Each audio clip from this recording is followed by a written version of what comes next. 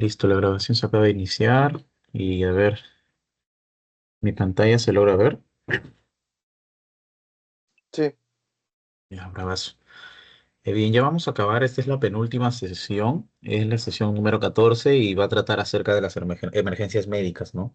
Entonces, lo primero, lo que se debe conocer antes de recorrer los temas de esta sesión viene a ser la diferencia entre urgencia con emergencia.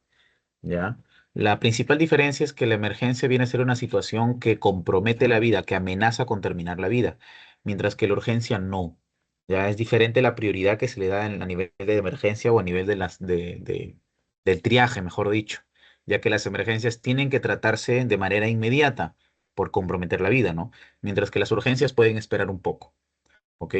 Entonces, sabiendo eso, la radiología en sí va a ser muy importante no solo para diagnosticar o para tener una presunción diagnóstica, sino también para hacer intervencionismo con la radiología intervencionista.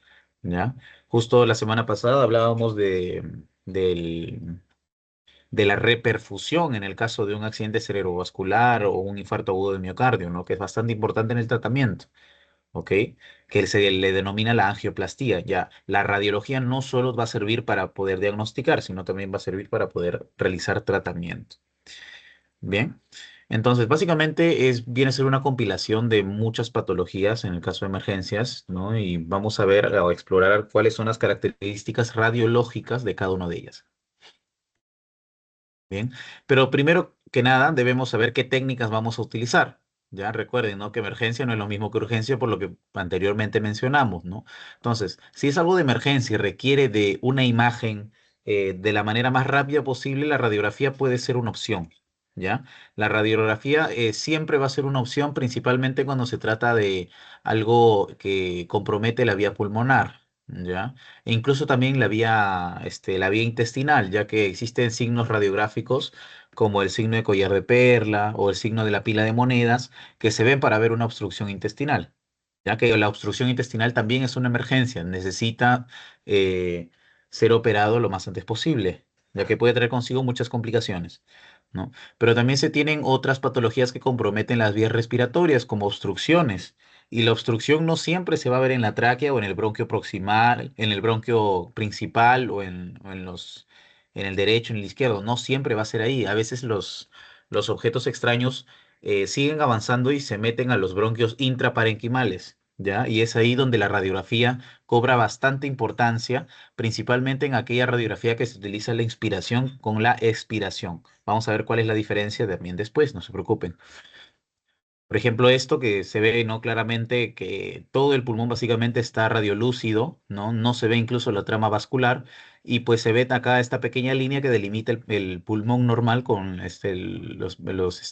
con el hilio pulmonar derecho, con básicamente todo lleno de aire, ya que viene a ser la pleura visceral en este caso y por lo tanto hablamos de un neumotórax, que también como compromete la vía respiratoria es considerado una emergencia, ¿no? Y se tiene que diagnosticar rápido. ¿Ya? También se tiene la ecografía.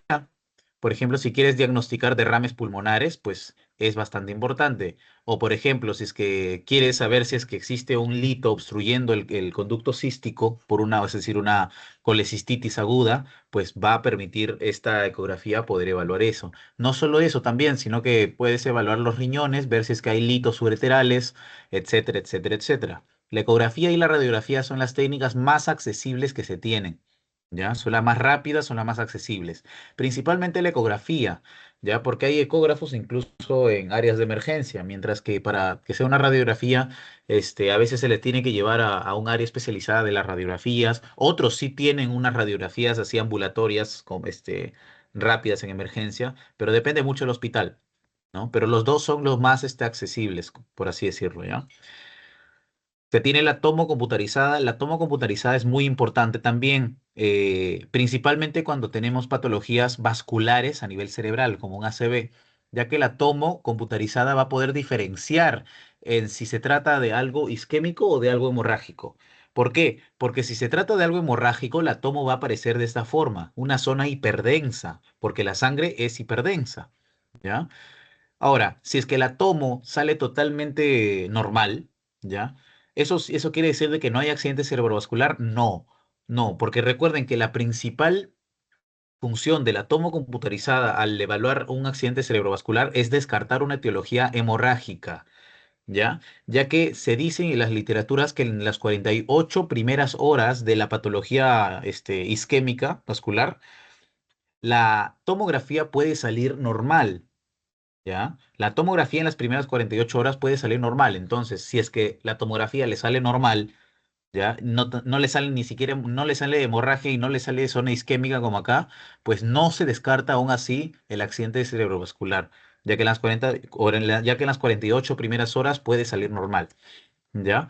Ahora, para esto es mucho mejor una resonancia. En este caso, la resonancia te puede detectar una hemorragia, como te puede detectar una isquemia desde la primera hora. ¿Ya? Pero la resonancia magnética es mucho menos accesible que la tomo. ¿Ya? Entonces, cuando ustedes van a leer, por ejemplo, las guías para el manejo o la abordación, ¿no? de los casos de ACV, tanto isquémico hemorrágico, siempre les van a pedir una tomo, ¿ya? Y aún así, la tomo va a ser sin contraste, ¿ya? No se olviden, porque si le pones contraste, hay un grado de colateralidad que va a hacer de que el contraste llegue a este nivel de la zona isquémica y por lo tanto te va a hacer un falso diagnóstico. Y viceversa, si es que tienes un sangrado, le pones contraste, todo el cerebro se va a ver contrastado y es por eso de que también vas a tener falsos diagnósticos, ¿ya? O incluso puedes confundirte con otras patologías. También se tiene la radiología intervencionista, las angiografías para detectar rupturas de aneurismas o para detectar aglomeración de vascularización, pues, ya sea por un tumor, etcétera. La radiología intervencionista es muy importante. También se tiene la angioplastía, recuerden, ¿no? Que es la recanalización del vaso afectado, que no solo ayuda a nivel cerebral, sino también ayuda a nivel miocárdico. Y bueno, la resonancia magnética, que es menos accesible que los demás, pero también resulta de gran importancia, por ejemplo, en los ACVs, ¿no? O, por ejemplo, si es que tienes no sé, un linfoma descompensado, quieres ver la extensión, por ejemplo, del linfoma, o si es que tienes una leucemia descompensada, quieres ver si esta leucemia ha infiltrado las meninges para ponerle una quimioterapia meningia, ¿no? Entonces, la resonancia sí resulta de gran importancia, sin embargo, es la menos utilizada, obviamente, ¿no? Porque es muy cara, el seguro no lo tiene, el seguro ni el SIS lo tienen, y más que nada corre del bolsillo de la familia, ¿ya? Pero sí, es de gran ayuda, es de mucha ayuda realmente. Ya bien. Teniendo esta introducción, vamos a ver un poco de las patologías. Ya se me ha escapado algo acá, por ejemplo. El hematoma epidural viene a ser causada principalmente, es una emergencia médica causada por la rotura de la arteria meningia media. ¿Ya? Y esta rotura de la arteria meningia media viene a ser la que se encuentra más o menos a nivel temporal, ya a nivel temporal. Y es importante porque al ser una arteria tiene rápida perfusión, tiene un flujo bastante rápido. No es lo mismo que una vena. Es una arteria, por lo tanto es bastante el flujo, la velocidad del flujo es bastante rápida, ¿ya? Y bastante fuerte. Entonces, si es que esta se rompe, el sangrado va a ser bastante abrupto. ¿Y cuándo se va a romper? Principalmente cuando hay un traumatismo. ¿Ya? Entonces, los pacientes, por ejemplo, que están jugando fútbol y se golpean la cabeza a nivel temporal, pues si empiezan a desarrollar síntomas focales, dolor de cabeza, vómitos, etcétera, ya, lo más probable es que sea un hematoma epidural. Y esto tiene que tratarse sí o sí rápidamente porque es una de las principales causas de muerte en pacientes adolescentes. ¿Ya? Se tiene que tratar y se tiene que realizar una tomo sin contraste. Sin contraste también, porque si le echas contraste, vas a pintar no solo el cerebro, sino también el área de sangrado y por lo tanto vas a hacer confundir el diagnóstico, ¿no?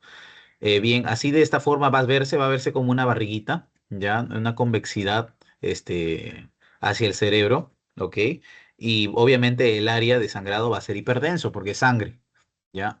También se le puede realizar una ecografía transfontanelar, sin embargo, no es tan sensible como lo es una tomografía, ¿no? Ya que la ecografía siempre va a ser operador dependiente. Por ejemplo, un radiólogo puede ver algo como otro no lo puede ver. Ahora, esto normalmente se utiliza en pacientes que son recién nacidos, ¿no? En pacientes infantes que se golpean la cabeza y tienes la sospecha de esto, pues una eco transfontanelar no se descarta, por así decirlo, ¿no? Y estos son obviamente ya compromisos más extensos, más severos de un hematoma epidural, ¿no? Que compromete casi la cuarta parte de todo el cerebro, ¿no? Incluso miren cómo está desviando la línea media hacia el otro lado. Este viene a ser el ventrículo lateral, está adelgazado y está tirándose para el lado izquierdo, ¿no? Y este viene a ser el lado izquierdo normal, ¿no? Pero en este caso, cómo desvía la línea media hacia el otro lado, porque hace un efecto de masa. Al fin y al cabo, hace un efecto de masa.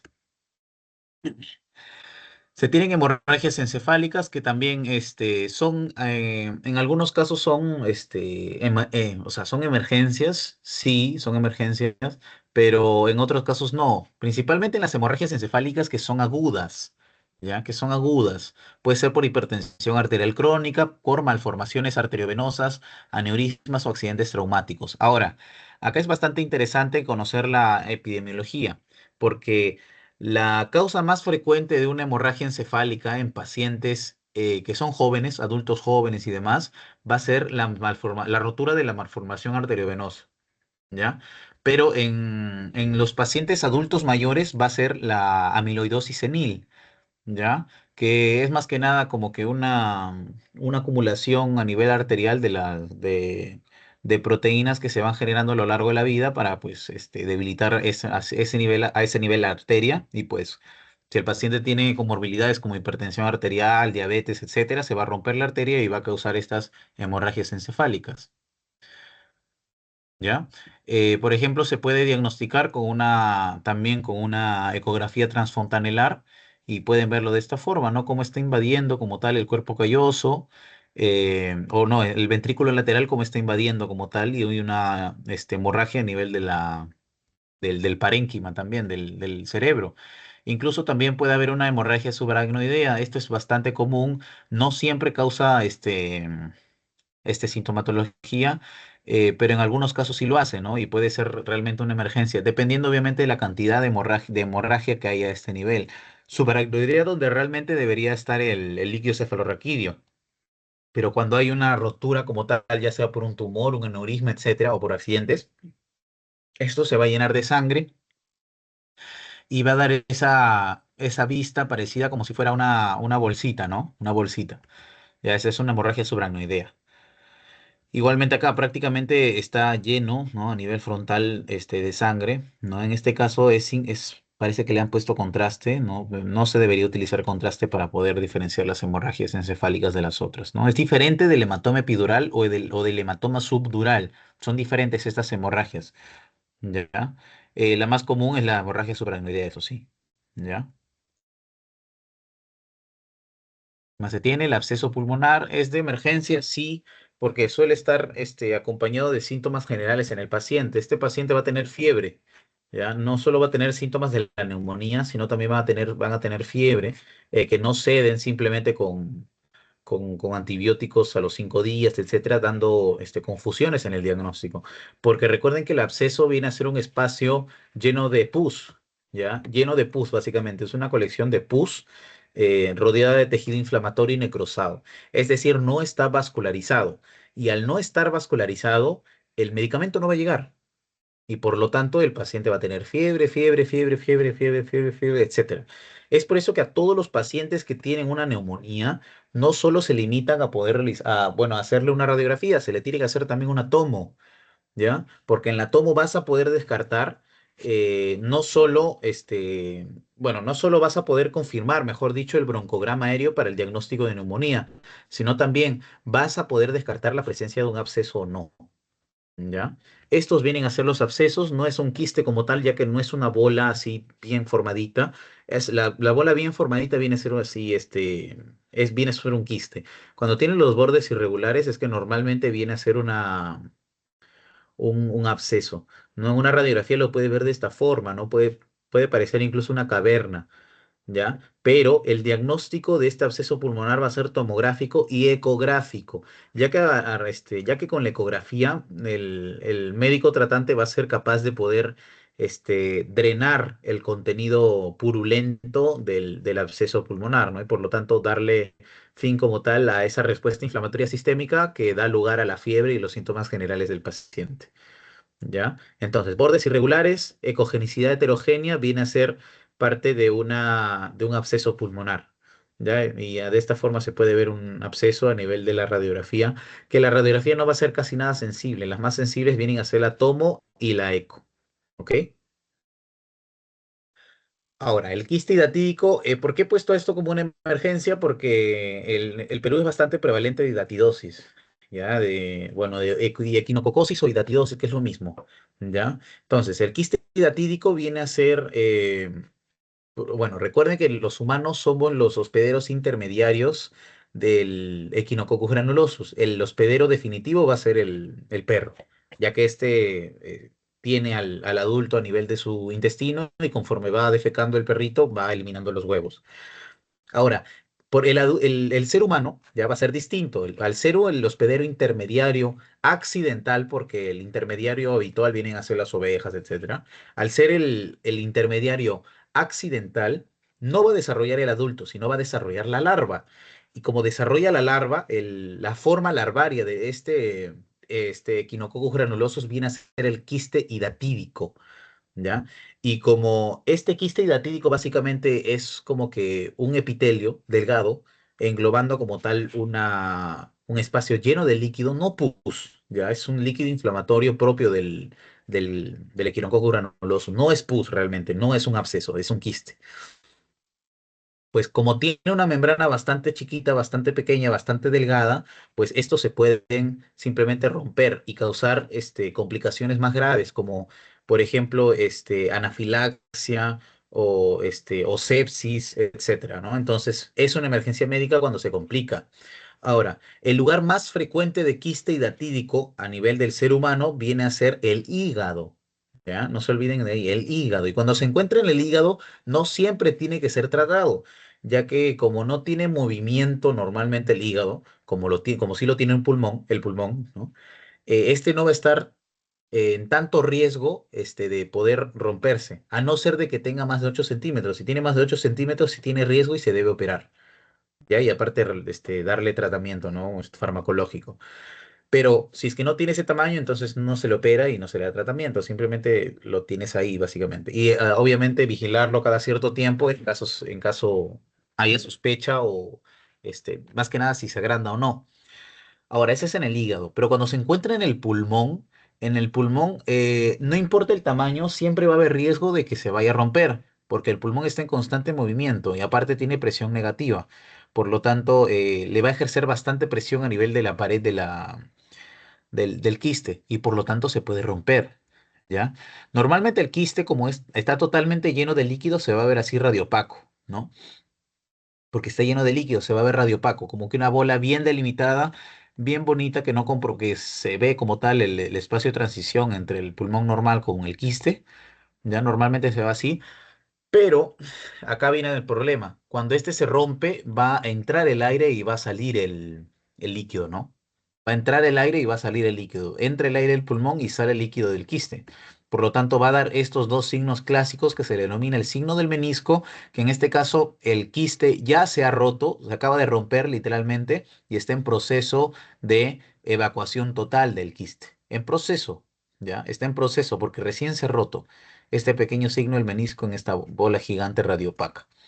Y luego se tiene el signo del camalote que viene a ser en la mano derecha, donde en este paciente ya está complicado, ¿ya? Eso significa que básicamente la membrana o el epitelio del quiste ya se ha roto y ya está complicado. Ese es el signo del camalote. Ahora, ¿cuál es el principal signo, o síntoma que va a referir al paciente cuando está complicado? Viene a ser la vómica. ¿Qué es la vómica? Viene a ser que cuando el paciente tose va a sentir un sabor salado o que sale un líquido bastante amarillento o un amarillo bastante pálido, mejor dicho, y que sabe muy salado, que incluso sin comerlo le deja un sabor salado en la boca. Ya, ese es el signo del camalote.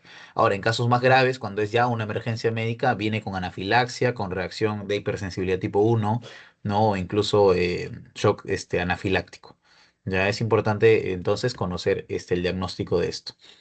No solo se hace con radiografía, ¿ah? Miren, estos dos son dos ya signos del camalote bastante complicados realmente.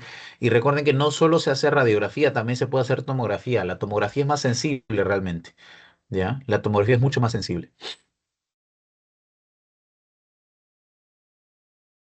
¿Qué más tenemos? A ver, tenemos ya, esto es importantísimo, los cuerpos extraños, ¿ya? Este, normalmente, y lo más frecuente es que los cuerpos extraños se ubiquen a nivel de la tráquea, ¿no? A nivel de la tráquea o a nivel de los bronquios principales, tanto derecho como izquierdo.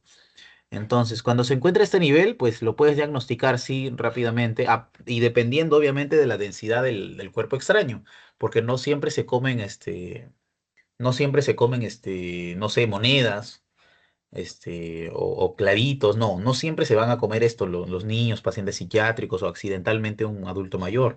No siempre se lo van a tratar de tragar eso o esas densidades, sino también puede ser una pepa de melocotón, por ejemplo, ¿no? Cosa que no se va a ver totalmente blanco como se ve acá el clavito, ¿no? En el bronquio proximal derecho del paciente. No, no se va a ver, ya se va a ver diferente, porque no tiene la densidad metal esa pepita de melocotón. ¿Ya? Y es por eso que se tiene que, miren, por ejemplo, un clip a nivel de la tráquea, no siempre se quedan a este nivel, ¿ya? Es importante también conocerlo. Y es ahí donde entra esta técnica de inspiración y expiración. ¿Por qué es importante? Le tomas dos imágenes, ¿ya?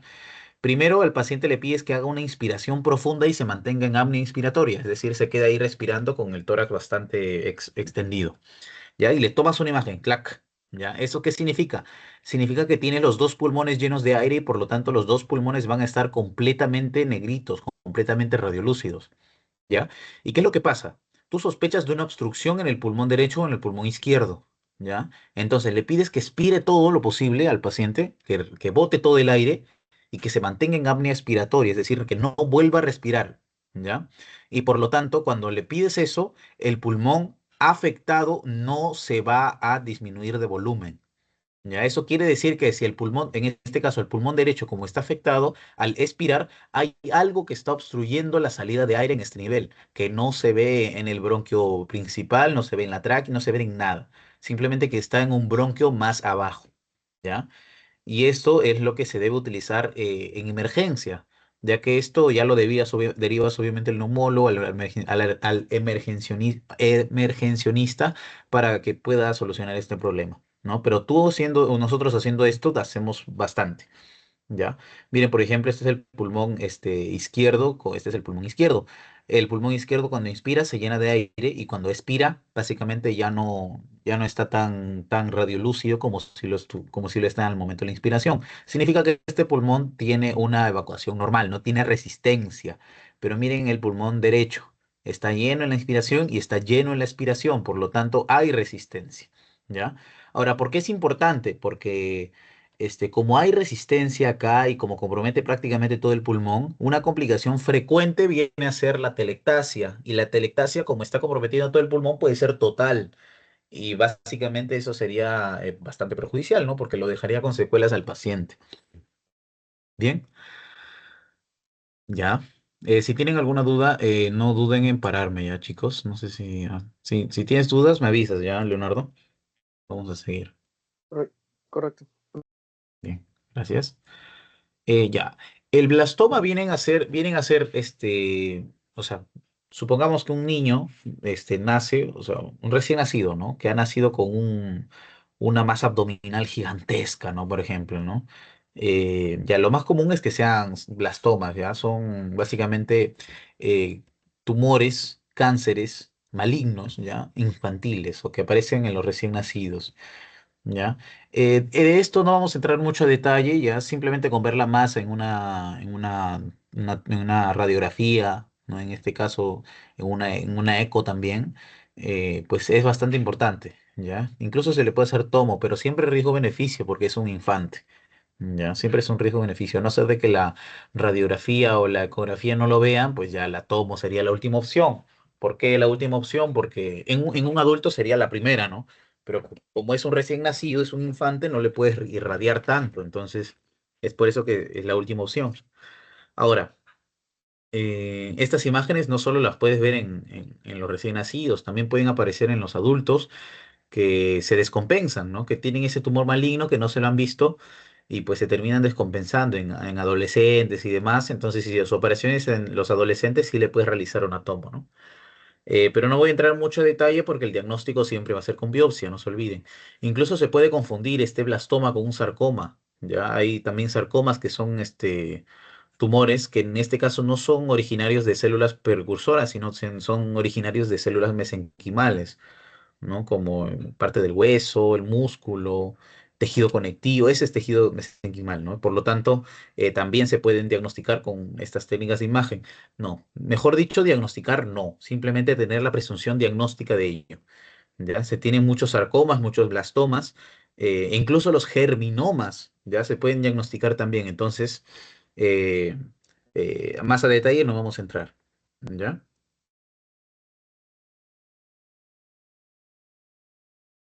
No, se tiene la contusión pulmonar, que en este caso viene a ser obviamente por un trauma, ¿ya?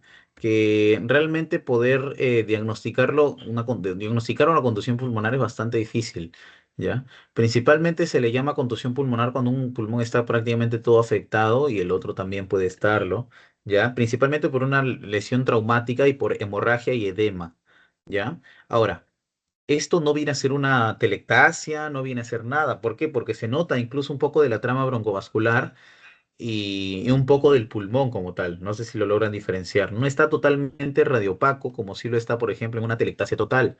Eso significa que el pulmón está prácticamente colapsado, entre comillas, pero está totalmente edematizado o hemorrágico. Ya eso es una contusión pulmonar severa.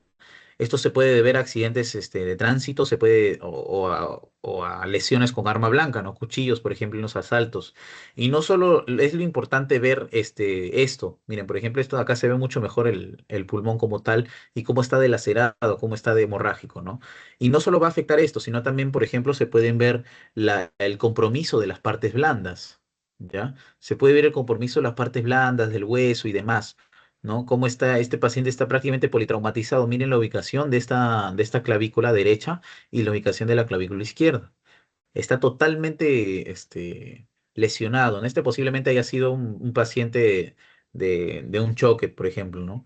Que está incluso sangrando en las partes blandas, ¿no? Que ha comprometido las partes blandas y demás.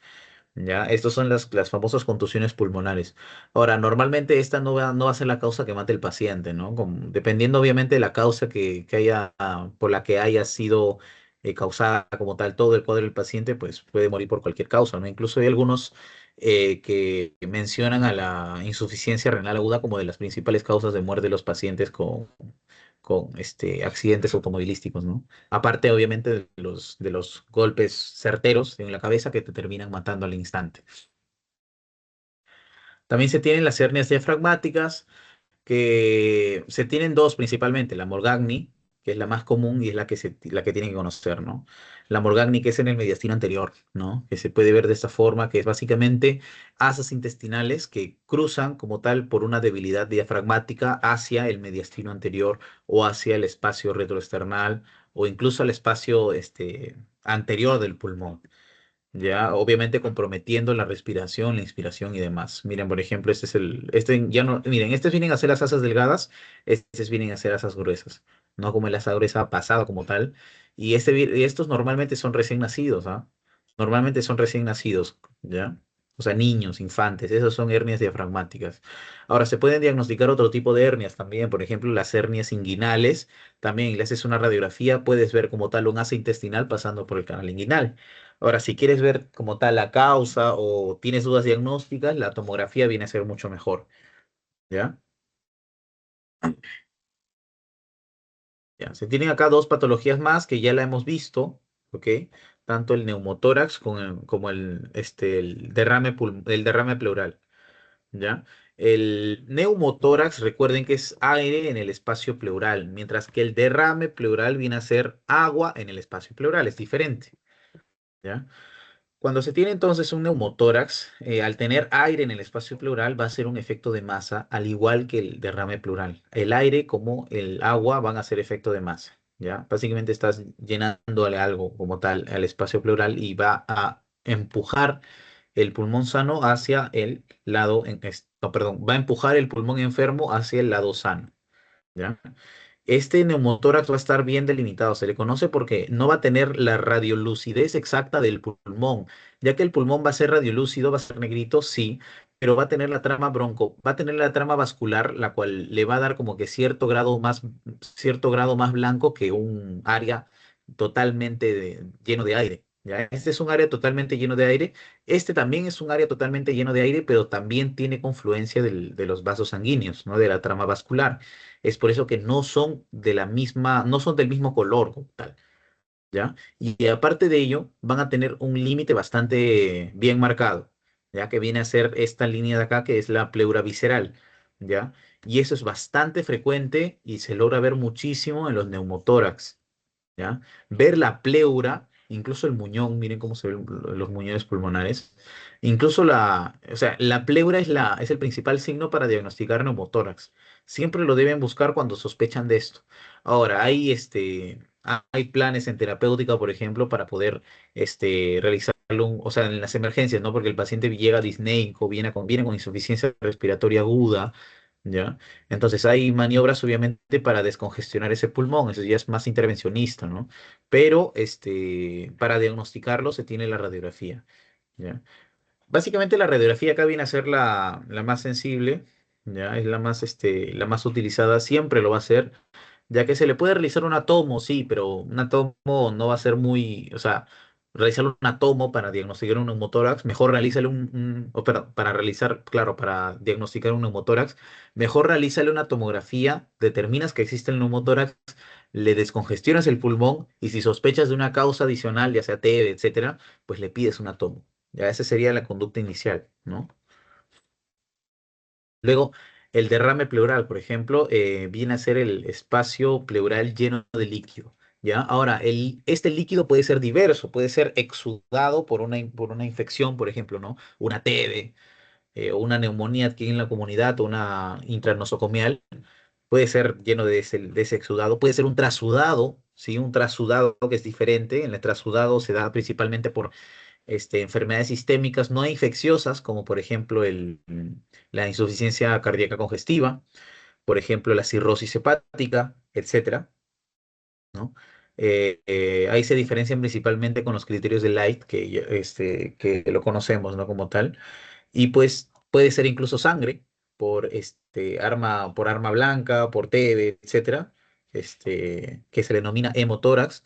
Puede ser pus, una complicación del derrame pleural, viene a ser el piotórax, que es mucho más grave y este paciente sí o sí lo tienes que drenar y que en muchos de los casos es casi imposible drenarlo porque tiene alteraciones sistémicas más diversas que un paciente solo con derrame pleural, ya que viene a ser una complicación como tal el piotórax, es decir, el derrame pleural con pus, ¿ya? Y demás. ¿Ya? Entonces, el derrame pleural se tiene que solucionar al momento. E incluso hay algunas enfermedades autoinmunes que cursan con policerositis, es decir, o pericarditis, ¿no? O sea, es decir, líquido pericárdico o con derrame pleural o incluso líquido sinovial en el espacio interarticular, perdón. Entonces, esos vienen a ser la policerositis, ¿no? Pero cuando se habla de un derrame pleural que viene a ser una emergencia, normalmente afecta a la mitad de un pulmón o prácticamente todo el pulmón. Cuando afecta a la mitad del pulmón es importante ver esta curva, ¿ya? El signo de Damasó se le conoce, ¿ya? Que ya lo hemos visto muchas veces, que es prácticamente sensible, ¿no? Casi en su totalidad del derrame pleural, ¿ok? Obviamente también está, como es agua, se va a volver totalmente radiopaco hacia abajo y se va a borrar el ángulo costofrénico del pulmón afectado, ¿ya? Miren, por ejemplo, este derrame pleural también se ve de una manera un poco más hiperdenso, se ve también bien delimitado y este viene a ser una ventana mediastinal porque en este caso no se ve prácticamente nada del pulmón, ya está totalmente negro. Igual de esta forma, miren, esto ya vienen a ser emergencias médicas, se le tiene que realizar una toracocentesis de manera evacuatoria, porque el paciente prácticamente no va a poder respirar. ¿Ya? El paciente no va a poder respirar, no se va a poder echar para atrás, no va a poder dormir, porque incluso se va a despertar con sensación de ahogo, se va a cansar subiendo o recorriendo 10 metros, se cansa, por ejemplo, este paciente. Ahora, miren, por ejemplo, cómo el mediastino, ya está yéndose hacia el lado sano. Entonces, como es un efecto de masa del derrame pleural, va a ser de que el mediastino se vaya hacia el lado sano. Es diferente al efecto de retracción. El efecto de retracción es que yo jalo el mediastino hacia el lado enfermo. Ese es diferente.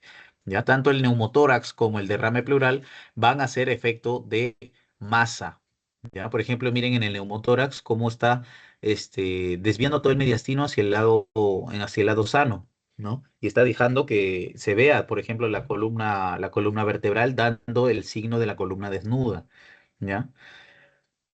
¿Qué más se tiene? ¿Qué más imágenes? Ya. También le puedes hacer una incidencia lateral, o sea, básicamente en decúbito lateral, dependiendo del lado enfermo, le haces un decúbito lateral derecho, si el pulmón derecho es el afectado, o lateral, o en decúbito lateral izquierdo, si el izquierdo está afectado. Ya, básicamente se va a poder ver de esta forma. Ya acá, por lo menos se necesita un líquido de 150 cc para poder verlo. ¿Ya? Para poder verlo. En la tomografía ya de 75 o 50 más ya se va a poder ver. Cuando se trata de una ecografía ya solo basta con 5 cc para poder verlo. Es la principal diferencia. Ahora, si es una incidencia en posterior anterior, básicamente en posición ortostática, ya ahí sí es diferente, porque para que se obture el ángulo costofrénico necesitas 250 cc por lo menos para que se pueda obturar, ¿no? Y poder ver la curva de Masó en algunos casos.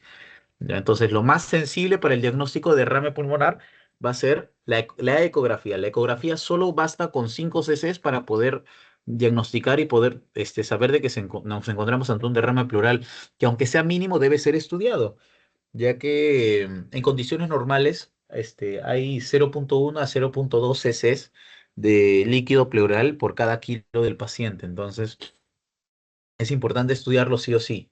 ¿Ya? Es importante estudiarlo sí o sí, ya que, como les mencionaba, ¿no? No solo hay patologías sistémicas o patologías infecciosas, sino que también hay patologías autoinmunes, ¿ya? ¿Qué más se tiene? Ya, el hidroneumotórax, que también viene a ser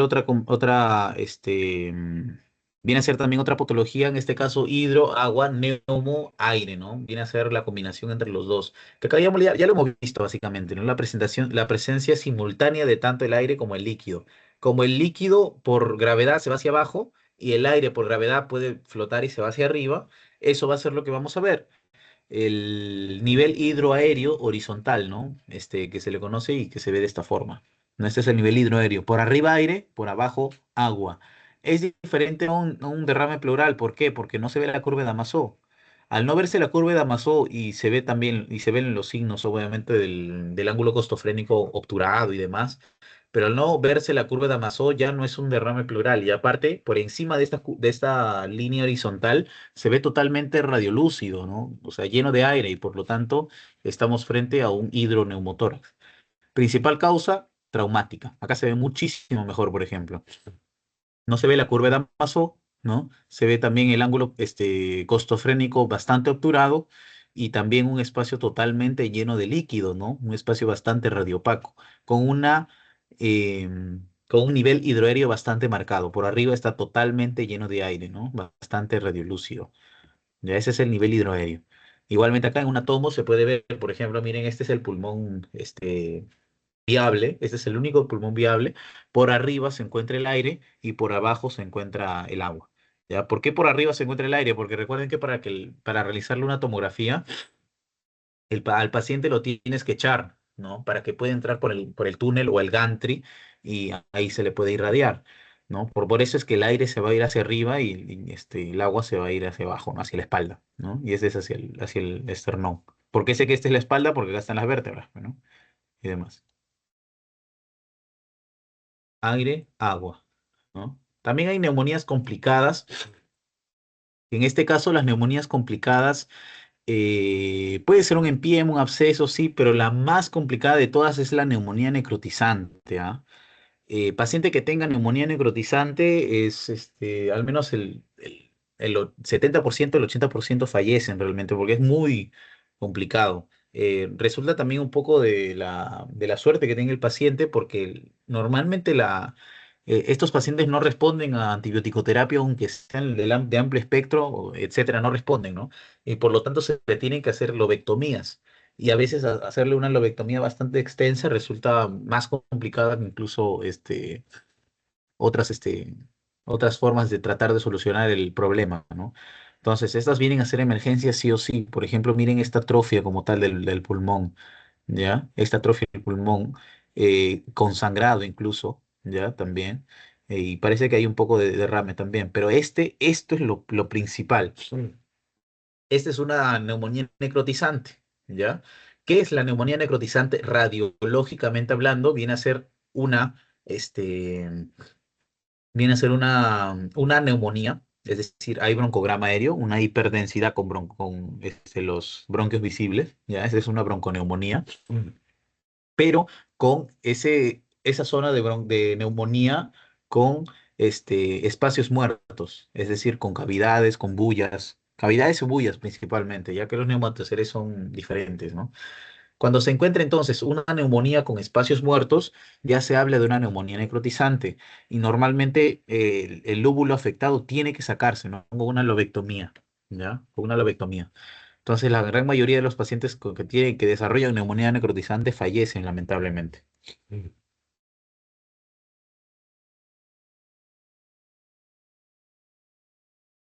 Se tiene el vólvulo de sigmoide. Ya, el vólvulo de sigmoides también lo hemos visto en la primera unidad cuando hablamos de gastro. Viene a ser básicamente o sea, la rotación de esa asa del sigmoide sobre su propio eje que va a terminar causando, va a terminar causando obstrucciones intestinales. Ya, termina causando obstrucciones intestinales, ¿no? Entonces, como se tuerce sobre su propio mesenterio, causa oclusión intestinal y o vascular. Lo más común, intestinal, ¿ya? ¿Y cuál es el principal signo acá? Se va a llamar el signo del grano de café, ¿ya? Cuando se trata de un vólvulo sigmoide, se llama el signo del grano en café, como lo ven acá, ¿ok? Eh, Esta es una de las principales causas que terminan desencadenando en una obstrucción intestinal. Ahora, cómo va a venir el paciente y por qué es una emergencia? El paciente principalmente va a venir porque no va a poder defecar. No va a poder defecar, tiene una gran distensión abdominal, incluso algunos con dolor, tipo retorcijón, tipo cólico, porque es netamente intestinal, ¿no?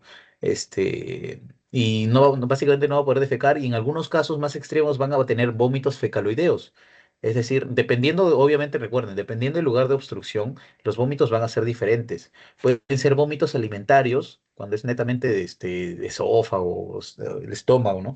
Pero ¿qué es lo que pasa si la obstrucción es un poquito más abajo? Los vómitos van a ser biliares, ¿ya? Van a salir con bilis. Y peor aún, si es que si es que ¿cómo se llama? Si es que la oclusión intestinal está a nivel del colon se encuentran las heces, por lo tanto los vómitos van a ser fecaloideos. Y ahí el problema también, o la incomodidad del paciente, ¿no?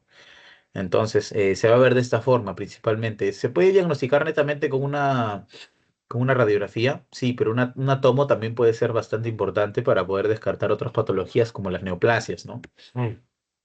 Y demás. También se puede ver el grano de café en una tomografía, ¿ya? Luego se tiene la hipertrofia del píloro, ¿ya? La hipertrofia del píloro también, en este caso, viene a ser principalmente de los niños recién nacidos, ¿ya? Niños y niñas, ¿ya? Recién nacidos, de los chicos recién nacidos. Básicamente acá el píloro va a estar totalmente engrosado y por lo tanto eso va a hacer de que haya una obstrucción tanto parcial o total del tracto gastrointestinal, ¿ya? A nivel del píloro. Ahora, estos músculos del píloro se hipertrofian y endurecen, haciendo de que la comida no pase. Por lo tanto, el paciente básicamente no se va a poder no se va a poder alimentar y va a estar constantemente con vómitos, ¿no? Es un recién nacido. ¿Y cómo se va a diagnosticar esto? Se le puede pedir una radiografía para ver, obviamente, una gran distensión a nivel abdominal, pero lo principal acá va a ser la ecografía que puede ver el engrosamiento del píloro, pero también puedes pedirle un examen varitado para ver obviamente la obstrucción, ¿ya? ¿Por qué? Porque, por ejemplo, miren cómo termina, cómo el líquido como tal, en este caso el bario, quiere pasar obviamente la primera porción del duodeno y no se puede, no se puede, o si es que se puede, se pasa poquito a poquito, ¿no? Este es básicamente este examen varitado. Y pues eso determina de que como está pasando un poquito es que hay una obstrucción a ese nivel. Ahora también se puede ver en una ecografía, que es lo más utilizado en estos casos para los recién nacidos, solo para ver principalmente el endurecimiento como tal o el canal del píloro, que está bastante estenosado y por lo tanto no deja pasar absolutamente nada.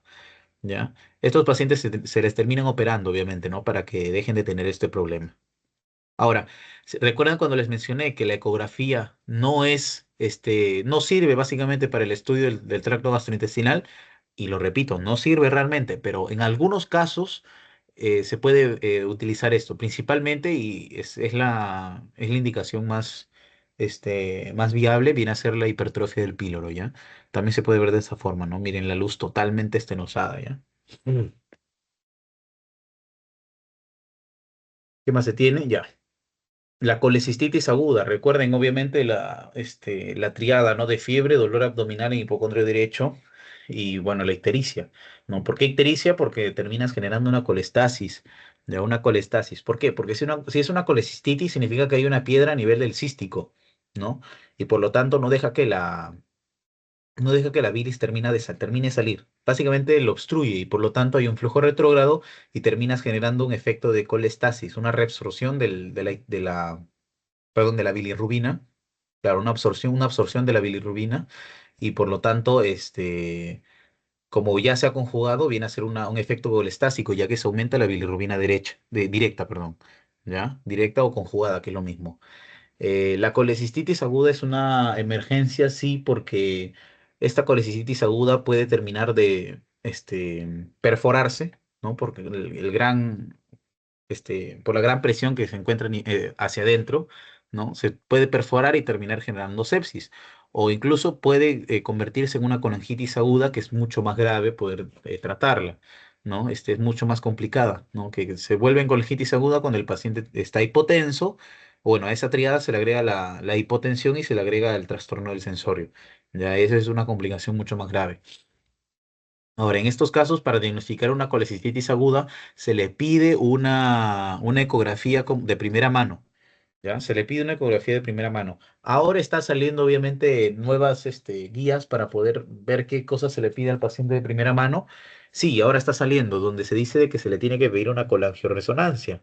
Pero eso se le pide básicamente en los países de primer nivel, ¿no? Hoy en día en el Perú no estamos listos, ¿no? Para pedir una colangioresonancia de primera mano, sino que como tenemos una triada en este caso clásica, se le pide una ecografía y puedes diagnosticarlo. Ahora, no siempre va a ser sensible, ¿no? No siempre es sensible y es por eso que se le pide también una colangioresonancia posteriormente. A veces sí se puede ver. ¿Y qué se va a terminar viendo? Un lito hiperecogénico con una sombra acústica posterior anecogénica o hipoecogénica. Es lo mismo. También se puede ver un poco de barro biliar, ¿ya? Pero por sobre todo el, el engrosamiento de las paredes de la vesícula biliar. Eso es lo principal. Cuando se engrosa la vesícula biliar es por una inflamación, ¿ya? Es por una inflamación. Ahora, existen incluso casos de colecistitis aguda no calculosa, que son menos frecuentes, pero también los hay. Por ejemplo, por bacterias, por enfermedades autoinmunes, etcétera, te pueden causar una no calculosa. Se sabe, por ejemplo, que la salmonelosis te puede causar también una colecistitis aguda, pero no siempre es calculosa. Hay que tener en cuenta eso. Entonces, las técnicas de imagen son importantes para ver si es que hay un cálculo o no. Ahora, solo te va a poder evaluar el conducto cístico, por ahí un poco el colédoco, pero más no. El que te va a dar imagen a lujo de detalle va a ser, por ejemplo, va a ser la colangioresonancia, ¿ya? Va a ser la colangioresonancia. Este es un átomo, por ejemplo, que también lo puedes ver. Sin embargo, no es tan sensible como si lo es una eco o una colangioresonancia, ¿no? Por ejemplo, en la tomo sí vas a poder ver a los litos calcificados, ¿ya? Pero es aún así, perdón, pero aún así no se suele pedir la tomo, ya que la tomo, estos litos calcificados se pueden confundir con la grasa peritoneal. Entonces, es importante también conocer eso y mejor es aún la colangioresonancia, ¿ya? La colangioresonancia es la de primera, segunda mano, por después, obviamente, de la ecografía. También se tienen pancreatitis agudas, Las pancreatitis agudas en estos casos, la principal causa viene a ser la biliar. ¿Por qué la biliar? Porque recuerden de que hay una porción del colédoco, del colédoco que es, que es intrapancreática. O sea, básicamente la última porción del colédoco es intrapancreática, la porción distal. Y a este nivel intrapancreático es donde se une con el conducto de Wilson y termina causando, y termina desembocando en la segunda porción del duodeno con la ampolla de Vater y demás. ¿Ya? Entonces, ¿qué es lo que pasa cuando hay una, no sé, un lito, una piedrita, ¿no? Por ejemplo, que es lo suficientemente pequeña para no obstruir el conducto cístico ni la primera ni la segunda porción del colédoco. Es decir, es lo suficientemente pequeña para obstruir a nivel de la tercera porción del duodeno, perdón, de la tercera porción del colédoco o de la porción del colédoco intrapancreático. Por lo tanto, cuando obstruye a ese nivel, termina no solo por obstruir la vía biliar, sino también por obstruir la vía pancreática. Ya ahí el problema, porque si se obstruyen los dos, vas a tener la sintomatología de la colecistitis aguda con la sintomatología de la pancreatitis aguda también, principalmente la dispepsia grasas y demás, ¿no? Pero prácticamente es casi lo mismo, ¿ya? Entonces, la principal causa de la pancreatitis aguda viene a ser la biliar, por el hilito biliar. Y la segunda causa de pancreatitis aguda va a ser el alcohol. No se olviden, están casi a la par. En países, tanto en países en desarrollo como en países en vías de desarrollo, las dos son bastante frecuentes. Y el Perú no es la excepción. Ahora, es una inflamación aguda, súbita del páncreas. Recuerden el dolor en cinturón que te da, ¿no? Que empieza a nivel del epigastrio y termina generando que tanto los hipocondrios y nivel de la lumbar, perdón, a nivel de la espalda también te empiece a doler. Ya las enzimas pancreáticas se activan dentro y llevan a daño tisular e inflamación. Puede llegar a incluso necrosis, ya necrosis enzimática de la grasa. El 90% de las pancreatitis agudas son, o sea, se terminan limitando, ya se termina limitando, mientras que el 10% se hacen graves y de ese 10% la gran mayoría lamentablemente fallece. Es por eso que es una emergencia. Hay signos de gravedad incluso, principalmente por la equimosis periumbilical, la equimosis sin hipocondrios, que se le conoce, ¿no? Como los signos de Turner, etcétera. Ya, esos pueden servir, ¿no? Pero lo mejor acá es realizarle una tomografía, cuando hablamos de radiografía. ¿Ya? ¿Por qué una tomografía? Porque la tomografía te puede clasificar a la pancreatitis mediante las clasificaciones de Baltasar. No se olviden también eso. Mediante las clasificaciones de Baltasar, tanto con contraste como sin contraste. Sin contraste o con contraste también te pueden servir para poder ver el grado de necrosis que hay a nivel del páncreas. Y el grado de necrosis entonces es bastante importante para poder decretar si se trata de una pancreatitis aguda de tipo edematosa, ¿ya? Edematizante o edematosa, con la pancreatitis aguda de tipo hemorrágica. La hemorrágica tiene menos probabilidad de sobrevida, recuerden, ¿ya? Si se hace más grave, es menos probable de sobrevida realmente. Es muy difícil el manejo porque incluso si incluso perdón, en la tomografía puedes ver si es que existen colecciones tanto de pus, de líquido y demás para darle antibioticoterapia, ¿ya? Porque incluso se pueden infectar y es muchísimo más grave todavía. ¿Ya? Entonces, para eso nos ayuda como tal la tomografía, ¿ya? Y miren, incluso se puede, este, descartar también una pancreatitis crónica reagudizada. También puede reagudizarse, ¿no? ¿Cuándo es una pancreatitis crónica? Cuando está calcificada. ¿Y la calcificación se ve en una resonancia? No. ¿Se ve en una radiografía? Puede que sí, pero es muy, muy retroperitoneal el órgano. Sino que se va a ver más que nada en una tomografía la calcificación. Ya la calcificación se ve en una tomografía. Ahora, esta se puede reagudizar, sí, cuando ves los bordes no tan atróficos y los ves regorditos, ¿no? Ya ese significa que se reagudiza, ¿no? Miren, por ejemplo, este viene a ser el páncreas como tal, como que termina inflamando también el resto del tejido, ¿no? El tejido que es grasa, el tejido aledaño, ¿ya? Lo termina inflamando, incluso estas vienen a ser zonas de necrosis, ¿ya? ¿Qué es lo que te puede causar una pancreatitis aguda hemorrágica? Básicamente sepsis, ¿ya? Shock, puede causarte derrame pleural izquierdo por la ubicación, ¿no? Y etcétera, etcétera, etcétera. ¿Ya? O sea, es bastante frecuente la muerte en caso sea hemorrágica o sea bastante grave el caso de pancreatitis, ¿no? Y para eso la tomografía con contraste, ya siempre con contraste en este caso, para ver obviamente la hemorragia y demás, ¿no? Va a ser de gran ayuda. Uy, acá. También se tiene, uy, acá se pasó una imagen, creo. Ahí está, mejor ahí. Ya, la anterior imagen no la vean. Miren, la litiasis ureteral también es bastante frecuente, ya, principalmente en las infecciones urinarias. Las infecciones urinarias son mucho más comunes en las mujeres, recuerden, por cada 3 infecciones urinarias que haya en mujeres, una hay en varones, por ejemplo. Otros dicen por cada 5 en mujeres hay una en varones. Ahora, no todas las litiasis, no todas las infecciones urinarias van a ser complicadas en el caso de las mujeres, ¿ah? Hay algunas, por ejemplo, que no tienen factores de riesgo, la paciente no está embarazada, entonces esas infecciones urinarias, esas cistitis se pueden controlar ambulatoriamente. Pero si, por ejemplo, la paciente está embarazada, la paciente tiene otras complicaciones, etcétera, pues ya se le tiene que hospitalizar, ¿no? Para dar, o incluso importa mucho la cepa también de la bacteria que esté colonizando, porque puede ser una, no sé, una E. coli sensible, como puede ser una E. coli ble, ¿no? Beta-lactamasa de espectro extendido, es decir, que es básicamente resistente a todos los beta-lactámicos y es ahí donde se le tiene que hospitalizar, ¿no? Pero en el caso de los varones, y recuérdenlo siempre, en el caso de los varones, si encuentran una infección urinaria clínicamente evidente en los varones, ya sea por disuria, o por piuria, por dolor, no solo a nivel pélvico, sino también a nivel lumbar, tiene PPL positivo, puntos renoureterales positivos, inmediatamente tú tienes una clínica positiva de un paciente varón con infección urinaria, lo hospitalizas, ¿ya? Lo hospitalizas porque estos se complican más todavía. Ahora, una de las principales causas viene a ser la litiasis ureteral. Cuando un paciente tiene una obstrucción no solo a nivel del riñón o a nivel de la vejiga o a nivel de la uretra, pero básicamente tienes una obstrucción principalmente por litiasis. Como la orina es un espacio que le encanta a las bacterias para poder reproducirse, para poder colonizar, es por eso, y aparte como está llena de glucosa, recuerden que el exceso de glucosa se bota por la orina y a las bacterias les encanta la glucosa, es por eso que las bacterias empiezan a colonizar la orina, el espacio de la vejiga, el espacio del riñón, etcétera, y por lo tanto generan una infección urinaria como tal, ¿ya?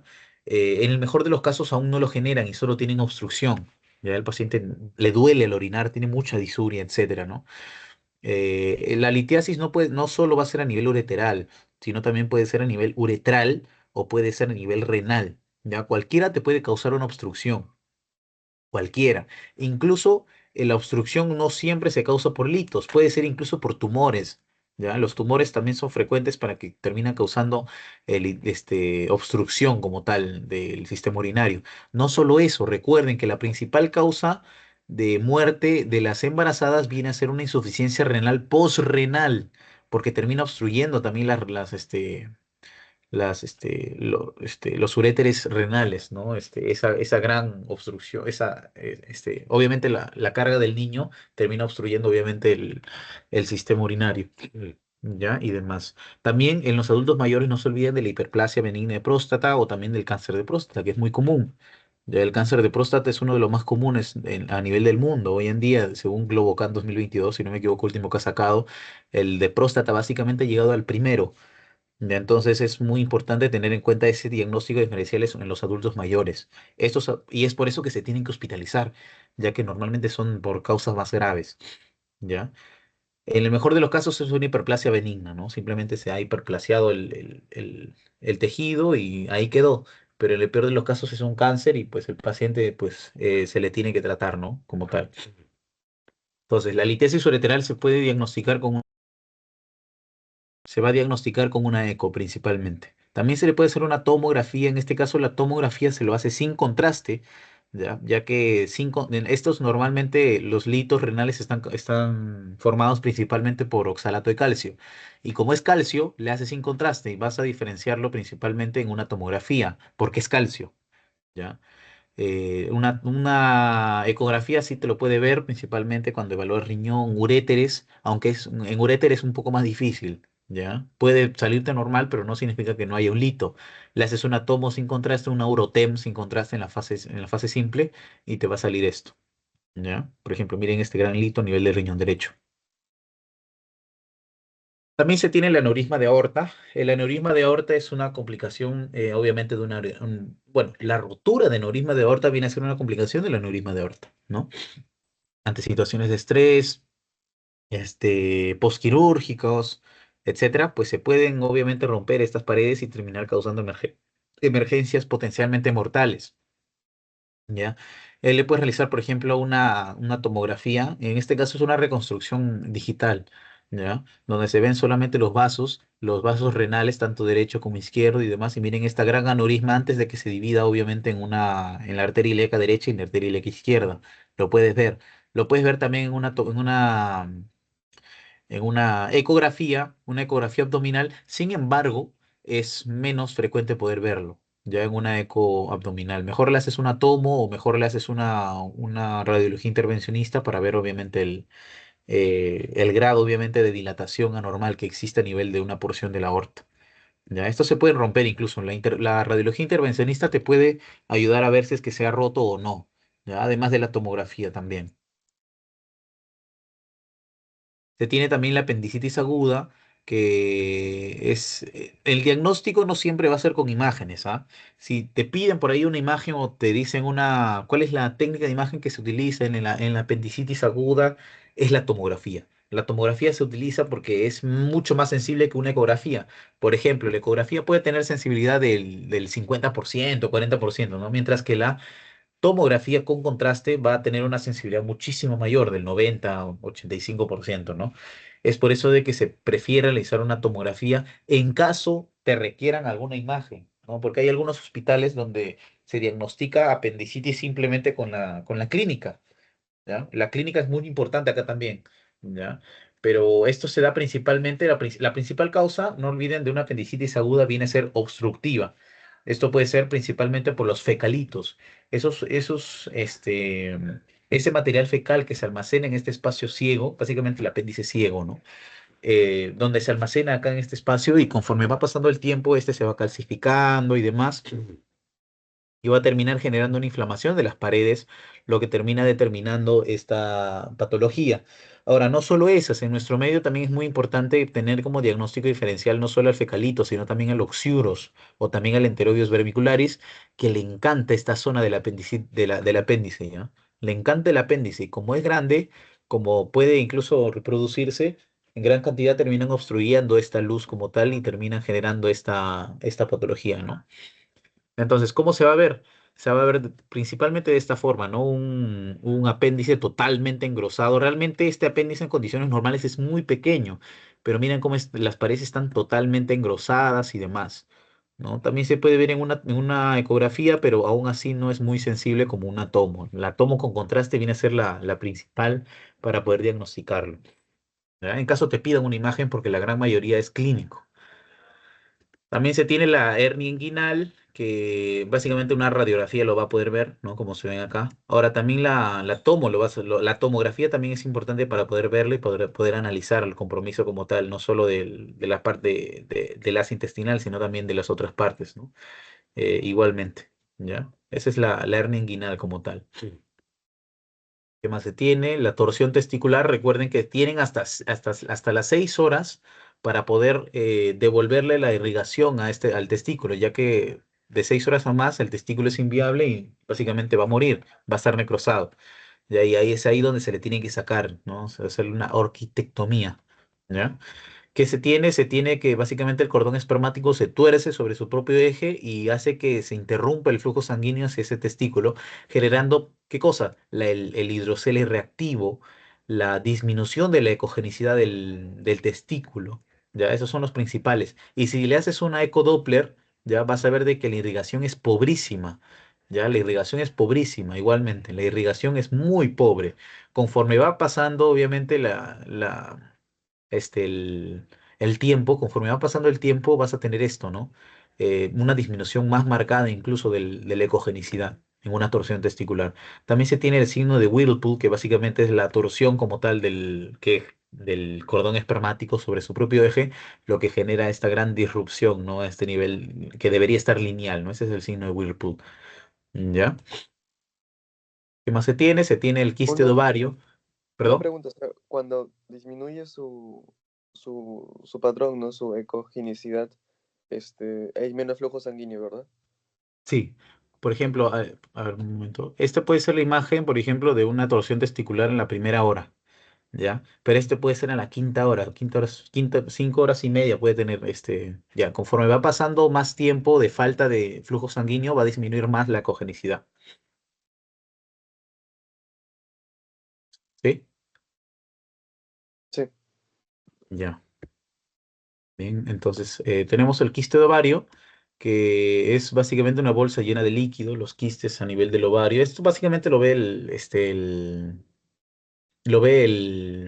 el ginecólogo, ¿ya? Solo para que lo tengan en cuenta cómo es que se puede ver, miren a este nivel cómo se ve y a este nivel cómo también se ve el otro.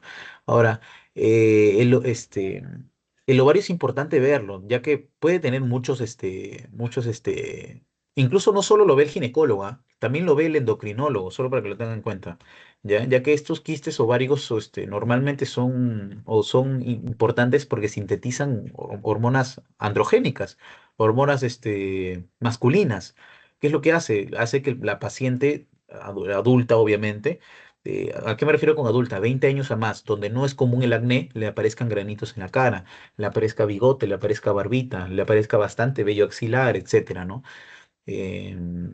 O por ejemplo estrías, ¿no? Ese viene a ser los síntomas de hiperandrogenismo. Entonces, normalmente lo atienden los dos, tanto el ginecólogo como el endocrinólogo, ¿no? Y bien, estos vienen a ser más imágenes, ¿no? Solo para que tengan en cuenta del hematometra, que viene a ser el hematocolpo, que es básicamente el sangrado, la acumulación de sangre en el aparato reproductivo femenino, que en este caso sí ya lo ve el ginecólogo como tal. Es una emergencia también. Y bueno, acá también el trauma testicular, que básicamente se pierde como tal la arquitectura del testículo como tal, y también puedes tener un hidrocele reactivo, tener disminución de flujo, etcétera. Miren la ecogenicidad totalmente alterada, totalmente heterogénea, ¿no? A nivel del testículo.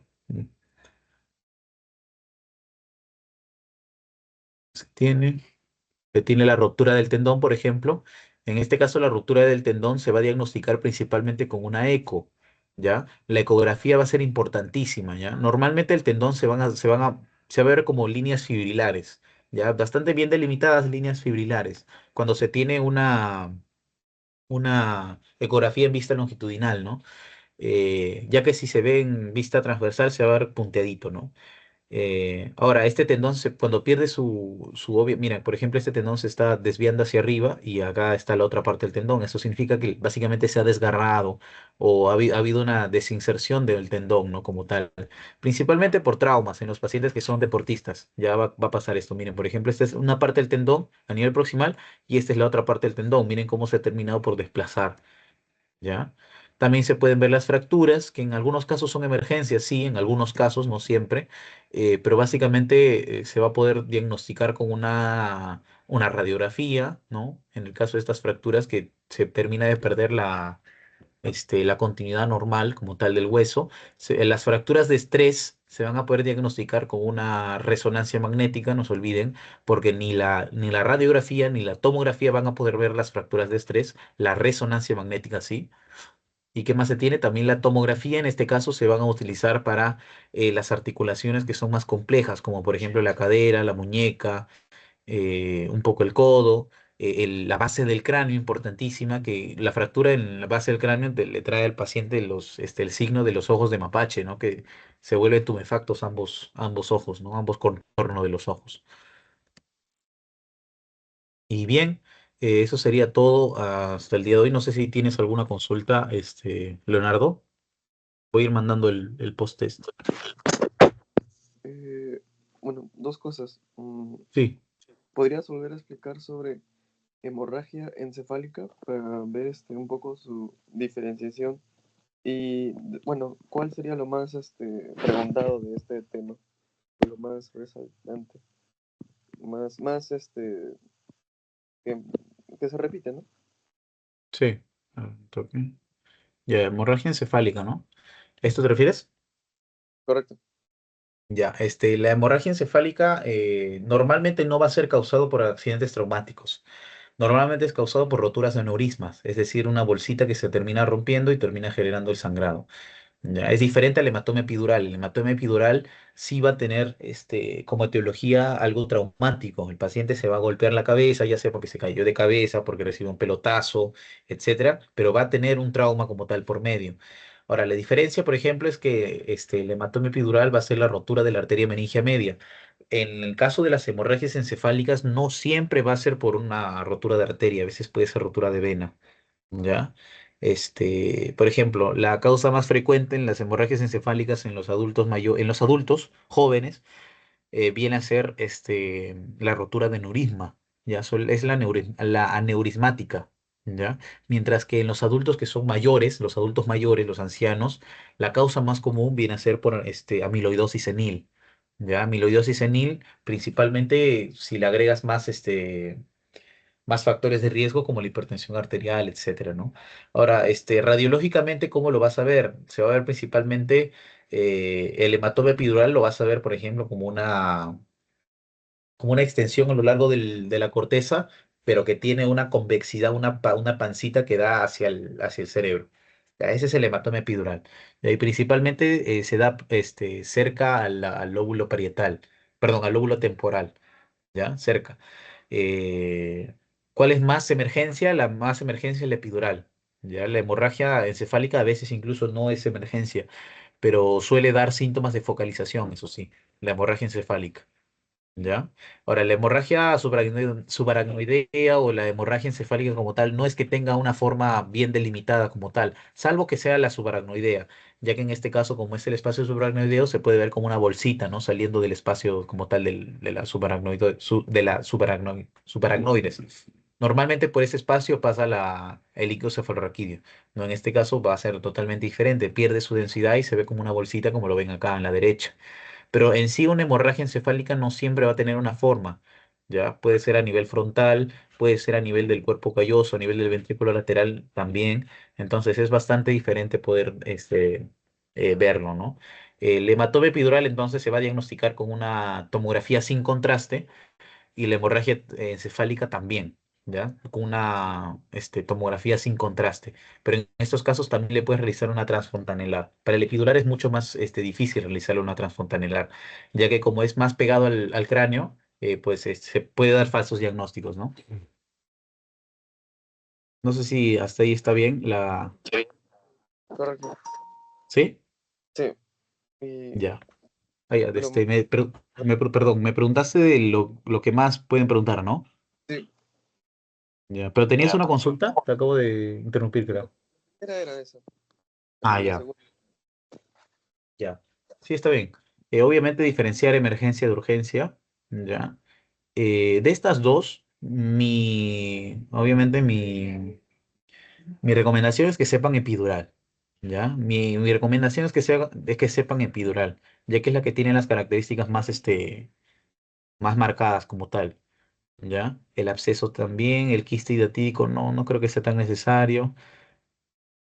Ya, este área, obviamente, o sea, esta parte de cuerpos extraños de la teoría que les acabo de mencionar de inspiración con expiración es importante también, que si se complica mucho más puede causar atelectasias totales, ¿no? Mucho más grave. Ya la conducción tampoco, la hernia diafragmática. Ya esto, obviamente, las patologías pleurales es importantísimo, sí, es importantísimo. Neumotórax, derrame pleural y también hidroneumotórax. Neumonía complicada, principalmente la neumonía necrotizante, ¿ya? El volvo sigmoides también porque ya lo hemos visto, ya el signo de grano del café, reconocerlo tanto en un átomo, ¿no? Como en una radiografía. ¿Ya? Hipertrofia del píloro, solo con saber de que se diagnostica con una ecografía y que es en los recién nacidos, pues basta. Ya, esto también es importantísimo. La colecistitis aguda y la pancreatitis aguda. Recuerden, todo lo que es aguda es edematoso, es gordito, paredes bastante grandes e inflamación de la grasa perilocal. Ya, eso es lo que es inflamación aguda. Y lo que es crónico es atrofia. ¿Ya? Entonces, si es una colecistitis crónica, por ejemplo, viene a ser atrofia, por ejemplo, en las paredes, adelgazamiento, etcétera, ¿no? Disminución de la luz, etcétera. Esa es crónica. Y también todo lo que se refiere con crónica es calcificación, no se olviden también. Entonces, da la calcificación de las paredes, lo que se le conoce como vesícula en porcelana, ¿ya? Mientras que en la pancreatitis aguda también se puede calcificar y va a disminuir obviamente el tamaño, los bordes van a ser irregulares, eso cuando se trata de una pancreatitis crónica. Pero cuando es aguda, recuerden la diferencia entre edematosa con hemorrágica, ¿ya? Edematosa con hemorrágica. Cuando es más del 50% de hemorragia, perdón, de necrótica, edematosa con necrótica, me estoy confundiendo. Cuando hay más del 50% de necrosis del páncreas como tal, ya se considera como necrótico, ¿ya? Ahora, por ejemplo, un paciente con pancreatitis edematosa se le soluciona el problema, ¿no? Y a las 2 semanas vuelve por un cuadro similar. ¿Cuál es la principal complicación a largo plazo de la pancreatitis aguda edematosa? Viene a ser el pseudoquiste, por ejemplo, ya que básicamente es un quiste gigantesco que se ve, ¿no? En la cabeza o en el cuerpo, en la cola del páncreas, ¿ya? ¿Cómo se llama la clasificación en este caso de la pancreatitis aguda por tomografía? Viene a ser la clasificación de Baltasar, ¿ya? Y demás. Creo que eso de ahí sería lo importante. Obviamente la litiasis ureteral, esto no. La misma de ahorita no. La litiasis ureteral sí. Esto tampoco, tampoco. La torsión sí sería bastante importante, es bastante frecuente en emergencia. Esto no, porque lo ve el endocrino, lo ve el ginecólogo, y malmente esto lo ve ginecología. El trauma también sería importante. Ruptura del tendón sí sería importante que lo conozcan, y también obviamente las fracturas, que básicamente ya lo hemos visto, ¿no? Fracturas en huesos largos, radiografía. Fracturas de estrés, resonancia. Y fracturas en articulaciones complejas, ¿no? Pues, valga cadera, base del cráneo, etcétera, viene a ser tomografía, ¿no? Y eso sería, creo que sería lo más importante realmente de los temas. Correcto. ¿Sí? Entonces, Sí, ¿estaría todo bien? todo bien. Ya, estoy mandando ahorita mismo el post-test. Ok, Y ahí no olvides realizarlo, ¿ya? ok. Entonces voy a dejo de compartir mi pantalla y doy por finalizada la sesión, ¿sí? Muchas gracias. Muchas gracias.